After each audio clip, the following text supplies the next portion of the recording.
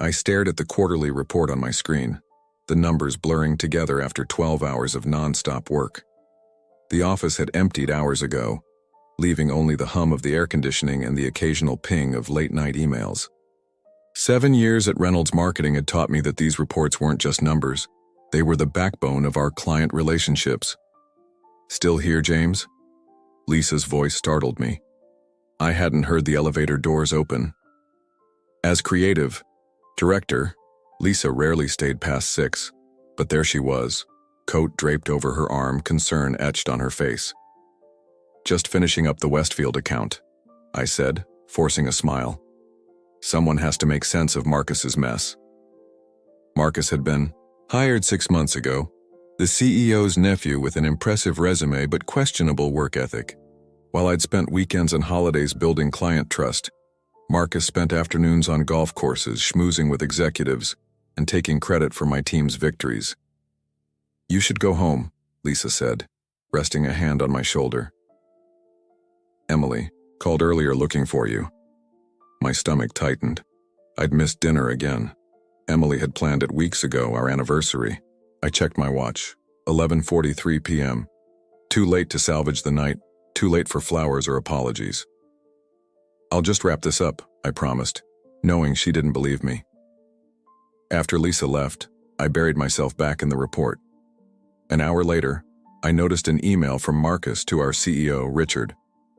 It had been sent to the team by mistake, the kind of careless error Marcus often made. The subject line made my blood run cold. "Restructuring plan, final draft." I shouldn't have opened it, but 7 years of loyalty convinced me I had the right to know. The document detailed a complete department reorganization. My position would be eliminated, my responsibilities divided between Marcus and 2 new hires.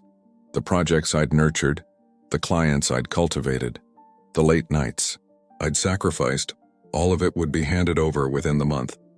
There was a note about offering me a lateral move to a newly created role with less responsibility and identical pay, a courtesy gesture designed to avoid severance. My hands shook as I closed the email. This wasn't business. This was betrayal. Richard had mentored me, promoted me, called me the future of the company. Just last week, we'd had drinks to celebrate landing the Osaka account, my biggest achievement yet.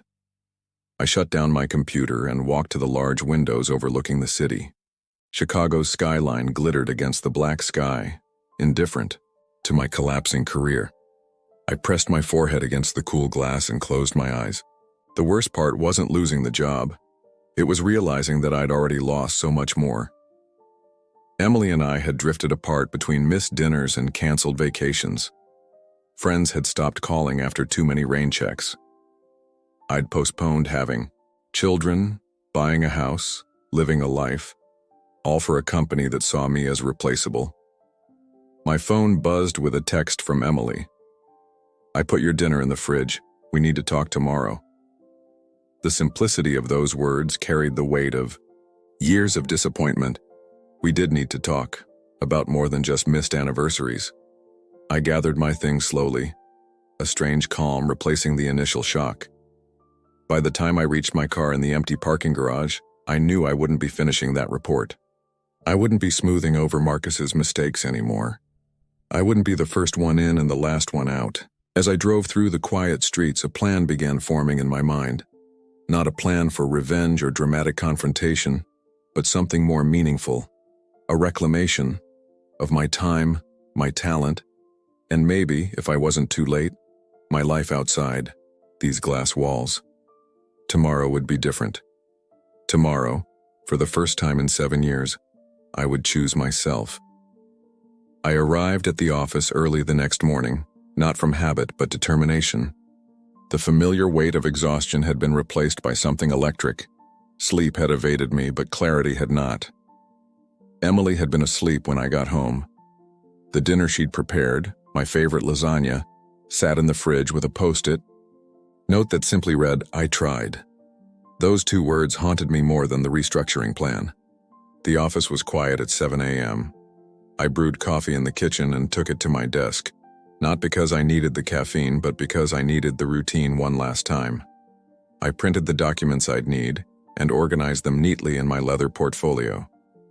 Client contacts, project timelines, strategy notes that existed nowhere in the company's shared drives.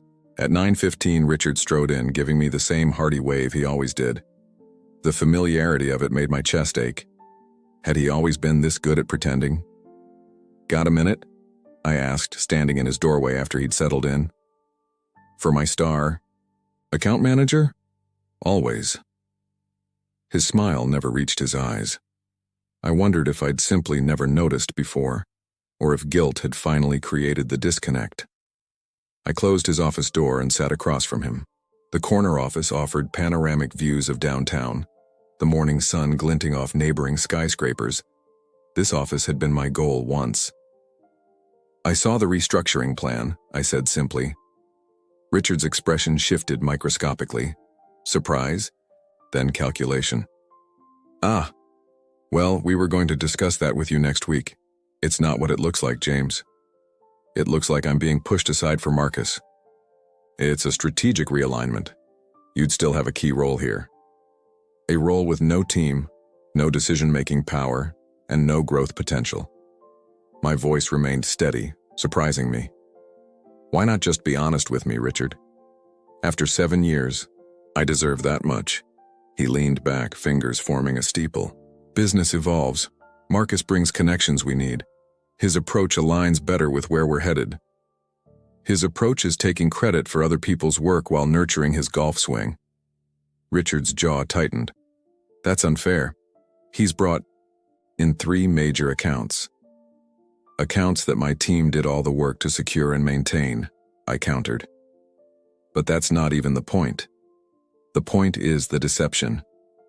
If you wanted to make changes, you could have talked to me directly. We were trying to find the right timing." "The right timing?" I repeated. "Like after I finished salvaging the Westfield account? Or after I onboarded the Osaka client? Or maybe after I trained the team that would replace me?" The silence between us stretched uncomfortably. Outside his office, I could see the team arriving, hanging up coats, starting their day unaware of how expendable we all were. "What do you want, James?" Richard finally asked, his tone suggesting he was prepared to negotiate. "Higher compensation in the new role? Different title?" I placed my resignation letter on his desk. "I'm leaving, effective immediately." The surprise on his face was genuine this time. "Don't be hasty. You're emotional right now." "I'm the clearest I've been in years," I interrupted. "I've already emailed HR." Richard's expression hardened. "You have non-competes. The clients belong to Reynolds." I stood, straightening my jacket. "I'm not taking any clients. I'm taking myself." "Where will you go?" "The market's tight." "Is this about money?" "We can revisit your compensation." The desperation in his voice might have satisfied me once. Now it just sounded hollow. "It was never about money," I said quietly. "It was about respect, trust, building something meaningful. I thought we shared that vision." I walked to the door, then paused. "The Westfield report is on my desk. It's complete. I wouldn't leave that unfinished." Richard called after me as I walked out, but his words faded into background noise. I felt dozens of eyes on me as I gathered my few personal items. Lisa approached, question in her eyes. "What's happening?" "I'm leaving," I said. "Effective. Now." Her eyes widened. "But the Osaka presentation is tomorrow. The quarterly review is next week." I handed her my portfolio. "Everything you need is in here. You'll do fine. You always do." Then I did something I hadn't done in years. I walked out of Reynolds Marketing at 9:30 in the morning. The sun was bright, the spring air crisp. My phone buzzed repeatedly in my pocket. Richard, then HR, then Marcus. I silenced it and headed toward the lake. For hours, I walked along the water, watching boats and tourists, street performers and couples. I was suddenly part of a world that existed during working hours, a world I'd forgotten. When I finally checked my phone again, there was only one message I cared about. A text from Emily. "Are you okay? The HR director called here looking for you." I took a deep breath and called her number, not sure what I would say, but knowing it was time for the most important conversation of all. Emily didn't answer my call. Instead, she texted, "Coming home now. Wait for me." Those 4 words carried more urgency than any project deadline I'd ever faced. I hailed a cab and gave the driver our address, watching Chicago's business district recede in the rearview mirror. For the first time in years, I was heading home in daylight. Our apartment was exactly as I'd left it that morning. Coffee, mug in the sink, tie rack slightly askew, anniversary card from Emily unopened on the counter. I picked it up, running my thumb over my name written in her careful script. Inside was a simple message. 7 years together. Let's make sure we spend the next 7 actually seeing each other. Below it, a photo of us from our road trip to Montana, before Reynolds, before 60-hour work weeks became my norm. We looked impossibly young. I was still holding the card when I heard her key in the lock. Emily stopped short when she saw me, her work bag sliding off her shoulder. "You're really here," she said, as if she'd expected to find the apartment empty. "HR called my office looking for you, said you quit with no notice." "I did." She set her bag down slowly. "Are you having some kind of breakdown?" The question would have offended me yesterday. Today it seemed fair. I guided her to the couch, the card still in my hand. "They were planning to push me out," I explained, recounting the email, the restructuring, Marcus's assent. As I spoke, I realized how trivial it all sounded, office politics and corporate betrayals, compared to what was happening in our home and our marriage. Emily listened intently, her expression shifting from concern to understanding. When I finished, she took the card from my hands. "And this?" she asked. "Did this have anything to do with your decision?" "Everything," I admitted.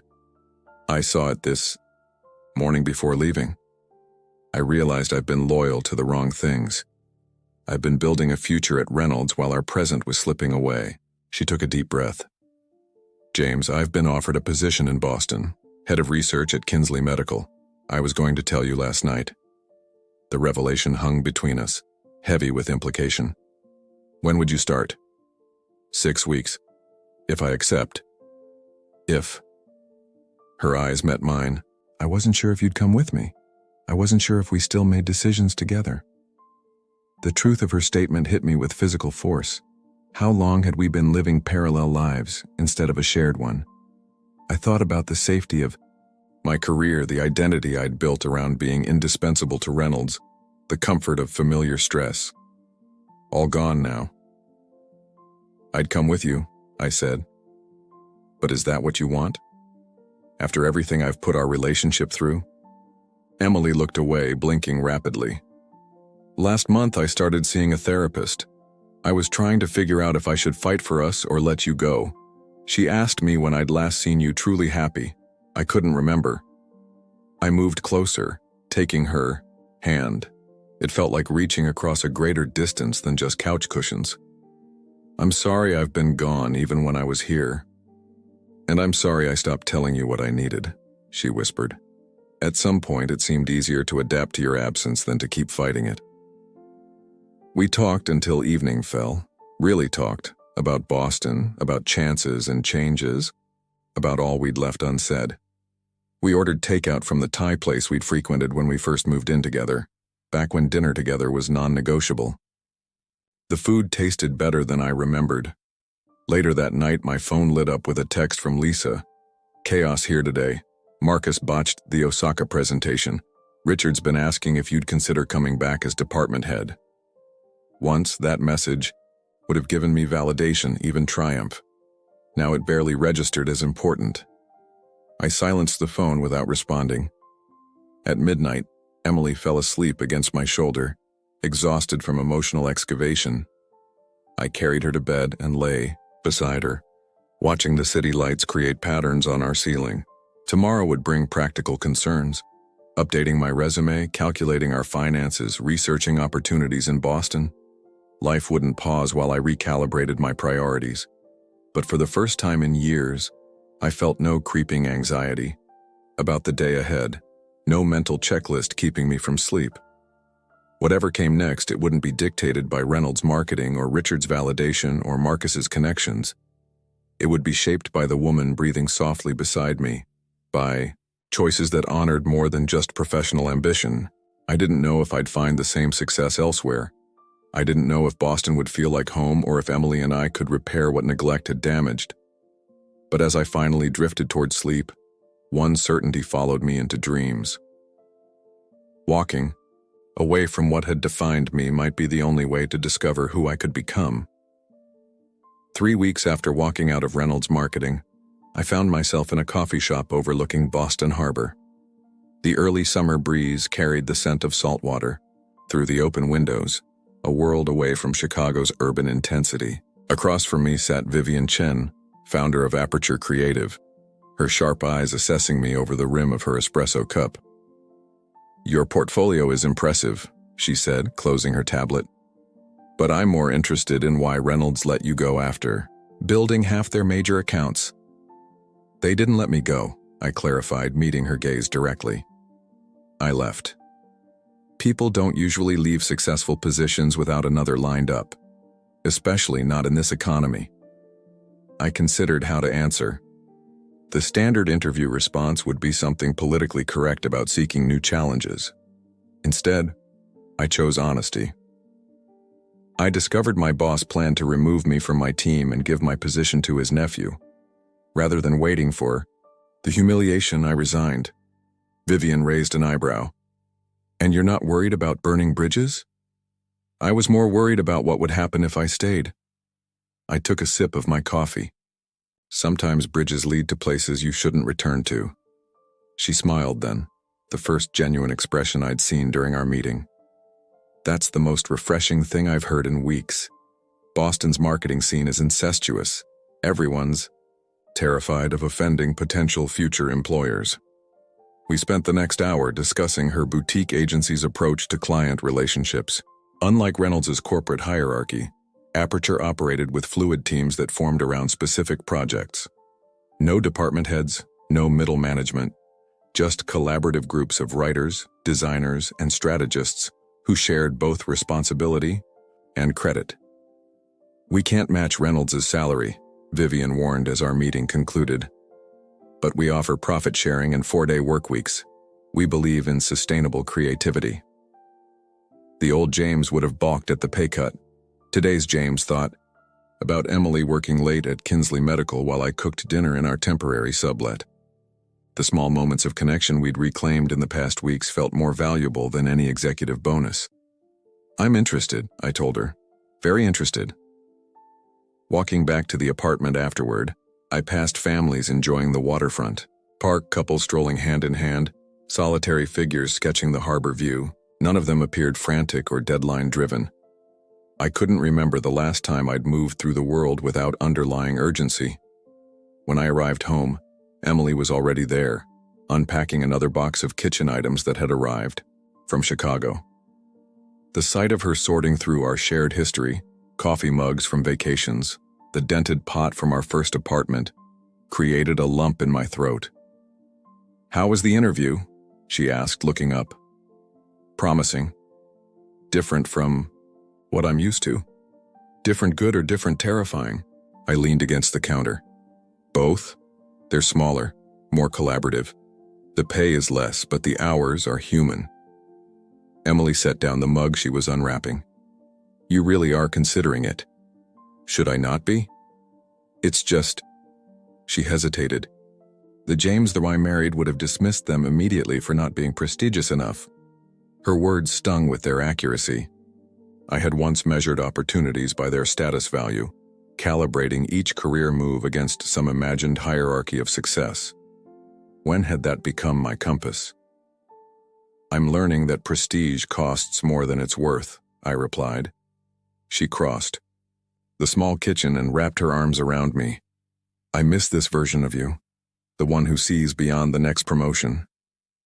Later that evening, an email arrived from Richard, the fourth since my departure. The Osaka account was threatening to leave. Marcus had alienated the Westfield team. Would I consider consulting temporarily? The compensation would be substantial. For a moment, vindication flared bright and satisfying. They needed me. They recognized their mistake. But as quickly as it appeared, the feeling faded. I deleted the email without responding.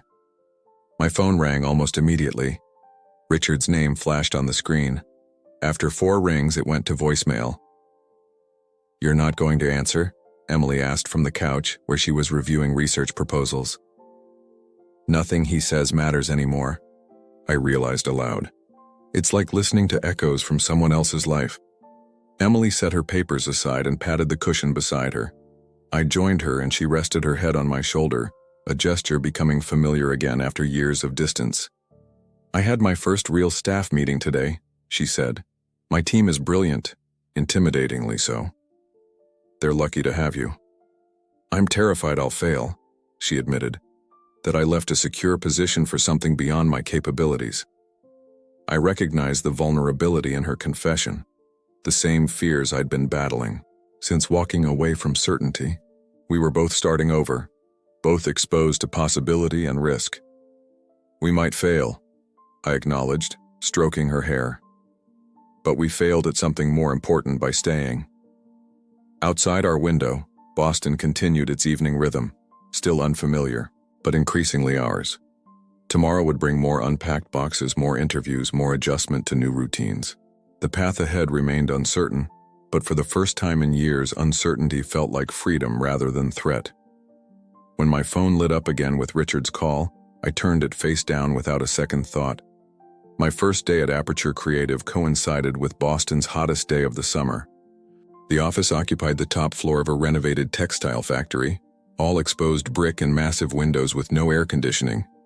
Ceiling fans spun lazily overhead as Vivian introduced me to the team, an eclectic mix of 20-somethings with art school backgrounds and industry veterans who'd fled corporate burnout. "James will be joining the Harborview Hotel's pitch," Vivian announced. "They need a complete rebranding after their merger, and his experience with the Westfield account makes him perfect for this." The team nodded politely, but I caught the skeptical glances. I was the outsider, the corporate transplant in a button-down shirt while everyone else wore t-shirts and jeans. I'd spent years building authority through hierarchy and titles. Here I had neither. Mia, the lead designer, handed me a tablet containing the preliminary concepts. "We're going for authentic local experiences rather than generic luxury," she explained. "Each property should feel connected to its neighborhood." I scrolled through their work, raw, unfiltered, nothing like the safe, focus group-approved campaigns I'd championed at Reynolds. My instinct was to suggest more conservative approaches, to warn about alienating traditional clients. Instead, I asked, "What challenges are you facing?" The question opened a floodgate. For the next hour, they spoke candidly about their creative blocks, budget constraints, and frustrations with the client's conflicting feedback. No posturing, no office politics, just unguarded problem-solving. By afternoon, the heat had become oppressive. Vivian stuck her head into our workspace. "It's officially too hot to think. Beach office for the rest of the day." 30 minutes later, I found myself sitting on a blanket at Carson Beach, laptop balanced on my knees, as team members continued working nearby in various states of casual repose. Some sketched in notebooks, others typed on phones or tablets. A few had abandoned work entirely for the water. "Is this normal?" I asked Derek, a copywriter who'd been quietly revising taglines beside me. "When it's this hot?" "Yeah." He grinned. Productivity would tank in that oven anyway. Vivian believes in working with reality, not against it. I thought about Reynolds' climate-controlled offices where seasons passed unacknowledged, where leaving early for any reason short of hospitalization was considered a lack of commitment. I'd canceled beach days with Emily countless times for emergencies that, in retrospect, were merely urgent emails that could have waited. My phone buzzed with a text from Lisa. "Reynolds lost Osaka. Marcus blamed your departure. Richard considering legal action over non-compete." The threat should have worried me. Instead, I felt only a distant pity for my former workplace. trapped in cycles of blame and retaliation while I sat with my feet in the sand, collaborating more effectively than I had in sterile conference rooms. I put my phone away without responding and turned back to the Harborview materials. With the ocean breeze clearing my thoughts, I began to see fresh angles in the campaign, authentic connections to each city's unique culture that would differentiate Harborview from cookie-cutter competitors. By week's end, I'd settled into a rhythm unlike any in my professional life. Mornings brought focused collaboration, afternoons often shifted to independent work. No mandatory FaceTime, no performative late nights, just clear expectations and mutual trust. The Harborview pitch evolved from solid to exceptional as each team member contributed their unique perspective. When I suggested a more traditional approach to the logo treatment, Mia didn't dismiss me as the conservative voice.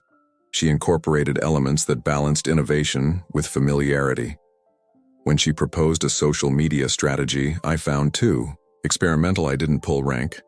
We tested both concepts with a small focus group and let results guide our decision. At home, the change was equally noticeable. Emily and I established a pattern of sharing dinner together every night, taking turns cooking or discovering neighborhood restaurants. She spoke animatedly about her research team, about breakthrough moments in the lab, about the mentor who'd taken her under wing. I found myself truly listening, not half attending, while mentally drafting emails. "You seem lighter," she observed, one evening as we walked along the harbor after dinner. "Even when you're tired, it's a different kind of tired." "I'm actually doing the work again," I realized aloud. At Reynolds, I spent most of my energy managing perceptions, defending territory, navigating politics. Here I just create. "That's how I feel at Kinsley," she agreed, "like I'm using the right muscles again."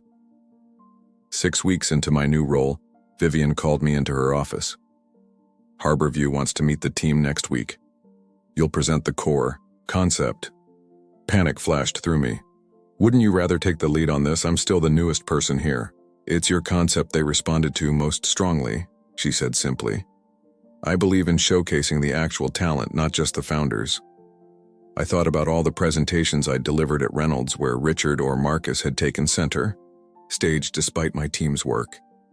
About the client dinners where I'd been invited solely to answer technical questions before being dismissed. "Thank you," I said. "I won't let you down." "I know you won't," Vivian replied. "That's why I hired you." Walking home that evening, I passed a cafe where a man in an expensive suit barked orders into his phone, his face contorted with stress. I recognized my former self in his rigid posture, in the performative urgency of his voice. For years, I'd confused importance with impact, status with value, busyness with purpose. The realization brought not smugness but compassion.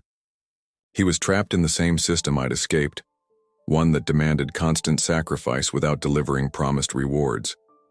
As Boston's skyline glowed in the fading light, I felt a sense of belonging that had nothing to do with career milestones or industry recognition. Perhaps success wasn't climbing higher but finding solid ground, a place to stand without constantly looking up or fearing the fall. 8 months into our Boston life, Chicago called us back, literally. Emily's mentor at Kinsley was organizing a medical research conference, and she wanted Emily to present their team's preliminary findings.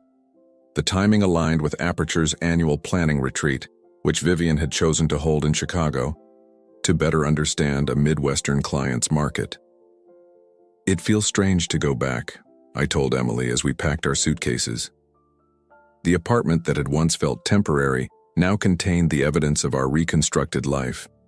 Books arranged by preference, rather than appearance, kitchen tools that saw daily use, running shoes by the door for our weekend explorations of coastal trails. "Nervous about seeing old colleagues?" Emily asked, folding a conference outfit with practiced precision. "Curious, maybe, like visiting a former self." We landed in Chicago on a brisk October morning. The city appeared both achingly familiar and oddly distant, like a recurring dream whose details had begun to blur. Our Uber drove past my old commute landmarks, the coffee shop where I'd grabbed breakfast for 7 years, the park I'd rarely had time to visit, the gleaming Reynolds, building dominating the skyline. Emily squeezed my hand as we passed it. Okay? I nodded, surprised to find it was true. The building had lost its power over me. We split up after checking into our hotel, Emily to prepare for her presentation, me to join Aperture's team at a co-working space downtown. Vivian had arranged a dinner with several local business contacts, including potential clients, who'd expressed interest in our approach to the Harborview campaign. Wear something nice, she advised over text. We're meeting at Elliston's. My stomach tightened. Elliston's was Richard's favorite restaurant where Reynolds executives celebrated major account wins. I'd spent countless evenings there watching Richard charm clients over obscenely expensive wines. That evening, I arrived early, taking a moment outside the restaurant to collect myself. Through the windows, I could see the familiar rich wood, paneling, the soft lighting designed to flatter even the most exhausted executive faces. I adjusted my tie, a gesture from a previous life, and stepped inside. James Bennett, the maitre d' greeted me warmly. It's been months. Your usual table is occupied, but I can seat your party in the private dining room. Thank you, Michael. I'm actually with Aperture Creative tonight. His eyebrows lifted slightly. Yes, of course, Ms. Chen's group. They're already seated in the back. As I followed him through the restaurant, a boisterous laugh caught my attention. In the center of the main room sat Richard, Marcus, and two men I recognized as the Osaka clients I'd once courted for Reynolds. They hadn't noticed me yet. Vivian waved from our table, where she sat with our team and three people I didn't recognize, presumably the potential clients. I slid into an empty chair, my back to Richard's table. James, meet Carla Winters, Dean Suarez, and Taylor Kim from Nexus Properties, Vivian said. They're interested in differentiating their new development from Chicago's typical luxury condos. Conversation flowed easily as we discussed Nexus's vision and challenges. The Aperture team contributed insights without hierarchy or competition, each building on others' thoughts. I felt a profound gratitude for this collaborative dynamic I'd once believed impossible in our industry. Midway through dinner, a hand clapped my shoulder heavily. James Bennett, I heard rumors you were in town. I turned to find Richard standing over me, Marcus hovering nervously behind him. Richard looked older, the lines around his eyes deeper than I remembered. Richard, I nodded. Good to see you. I see you've landed on your feet, he said, gesturing to our table with a sweep that somehow managed to suggest downward mobility. Boutique life treating you well? Before I could respond, Vivian extended her hand. Vivian Chen, Aperture Creative. You must be Richard Caldwell. Your former creative director speaks highly of your business acumen. Richard's smile didn't reach his eyes. James was one of our top performers. His departure was unexpected. Sometimes the unexpected creates the most opportunity, Vivian replied smoothly. We've been fortunate to benefit from his expertise. The exchange continued with surface pleasantries stretched thin over unspoken tensions. Marcus eventually pulled Richard away with a manufactured excuse about their clients. Waiting. Well, Taylor Kim commented after they'd gone. That was educational. I've been considering Reynolds for our campaign, but I'm reconsidering after that little display. Richard's under pressure, I found myself saying, surprising everyone, including myself. Reynolds lost several major accounts this year. He's focused on recovery. Taylor raised an eyebrow. That's remarkably generous given what I've gathered about your departure. I considered my response carefully. Business relationships end. It doesn't make the work we did together less valuable.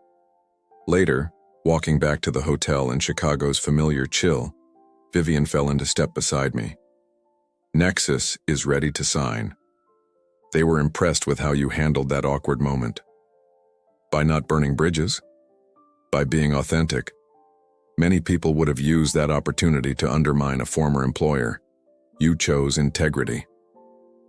Back at the hotel, I found Emily, waiting up, her presentation materials spread across the bed. How was the dinner? Enlightening, I said, loosening my tie. I ran into Richard. Her eyes widened. How was that? Surprisingly inconsequential. I sat beside her, careful not to disturb her organized papers. He has no power over me anymore. Not my career, not my sense of worth, not my time. It's just finished. Emily rested her head against my shoulder. That's how I felt presenting today. My old colleagues kept asking about my decision to leave.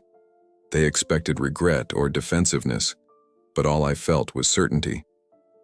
We sat in comfortable silence, looking out at the Chicago skyline, the backdrop to our former lives. Tomorrow, Emily would conclude her conference while I attended Aperture's final planning sessions.